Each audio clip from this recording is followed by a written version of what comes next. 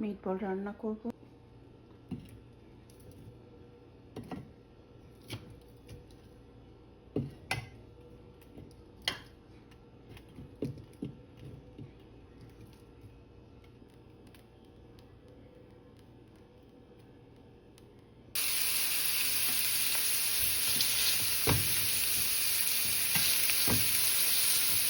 একটা একটা করে উল্টিয়ে দেব যাতে দুটো পিস সুন্দরভাবে হয়।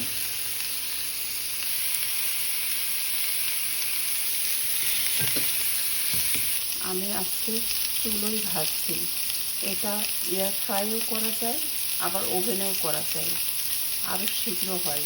কিন্তু সবার তো এয়ার ফ্রাই নাই বা ওভেনও নাই, এই জন্য আমি চুলোই করি।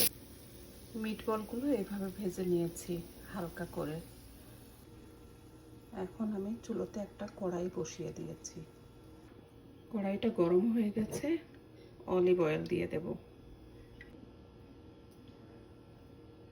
প্রথমে পেঁয়াজ কুচি,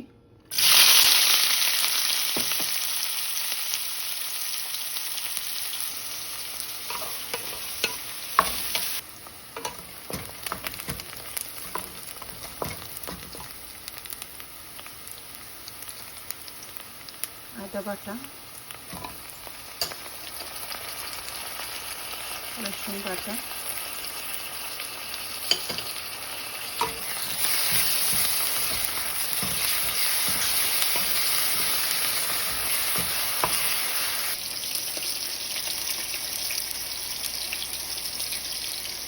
ধনিয়া পাউডার,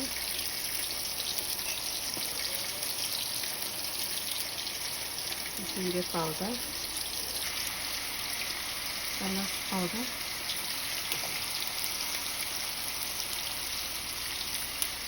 দারুচিনি পাউডার,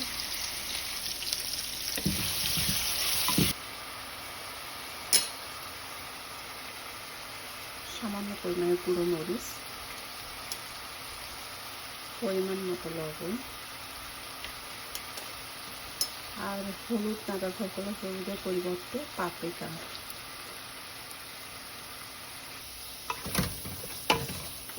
এই মশলাগুলো দিয়ে ভালো মতো কষিয়ে নেব।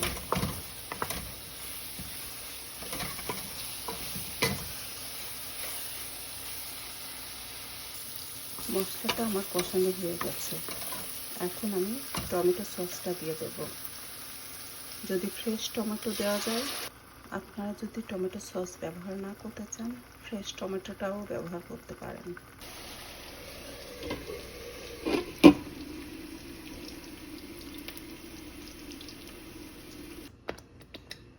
এখন আমি মিটবলগুলো ঢেলে দিচ্ছি।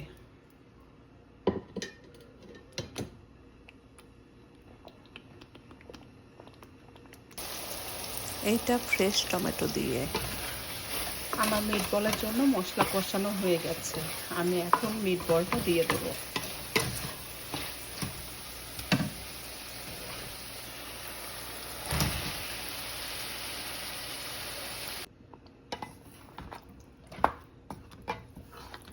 এভাবে কিছুক্ষণ রান্না করব।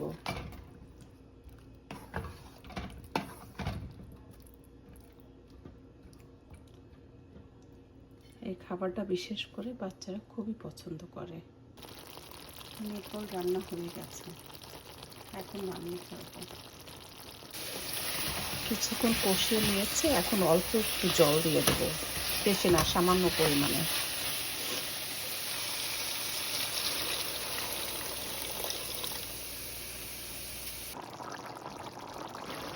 আমার রান্নাটা হয়ে গেছে। এই রান্নাটা ফ্রেশ টমেটো দিয়ে। এই রান্নাটা টমেটো সস দিয়ে।